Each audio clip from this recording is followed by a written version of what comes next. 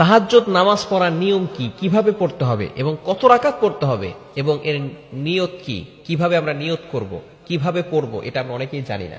তাহাজ্জুদের নামাজটা হচ্ছে খুবই গুরুত্বপূর্ণ নামাজ। এই সময় আল্লাহ তাআলা প্রথম আসমানে চলে আসে। আমরা অনেকেই তাহাজ্জুদ নামাজ পড়ার ট্রাই করতেছি, আলহামদুলিল্লাহ অনেকেই এখন আমরা তাহাজ্জুদের নামাজ পড়ার চেষ্টা করি। অনেক মা বোনেরা তাহাজ্জুদের দিকে ফিরে আসতেছে। বিশেষ করে একটা সময় ছিল তারা নামাজ পড়তো না, এখন আলহামদুলিল্লাহ ৫ ওয়াক্ত নামাজও পড়ে, তাহাজ্জুদ নামাজও মিস করে না। এরকম মানুষ আছে না নাই?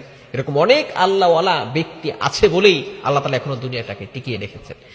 এই সময়টা হচ্ছে খুবই গুরুত্বপূর্ণ সময়। মুয়াজ্জিন ৫ বেলা মানুষদেরকে নামাজের জন্য ডাকে, হাইয়া আলাস সালাহ, হাইয়া আলাল ফালাহ, কাম টু দ্য সাকসেস, সফলতার দিকে আসো, কল্যাণের দিকে আসো। কিন্তু একটা সময় আল্লাহ তাআলা, বুখারীর হাদিস এসেছে, বুখারী শরীফের ১১৪৫ নম্বর হাদিসে রয়েছে, আল্লাহ তাআলা প্রথম আসমানে এসে বান্দাদেরকে ডাকতে থাকেন আর বলতে থাকেন, কার কি লাগবে আমি আল্লাহর কাছে বলো, আমি আল্লাহ তাআলা সবকিছুর ব্যবস্থা করে দিব। কে আছো আমাকে ডাকবে, আমি আল্লাহ তাআলা অবশ্যই তার ডাক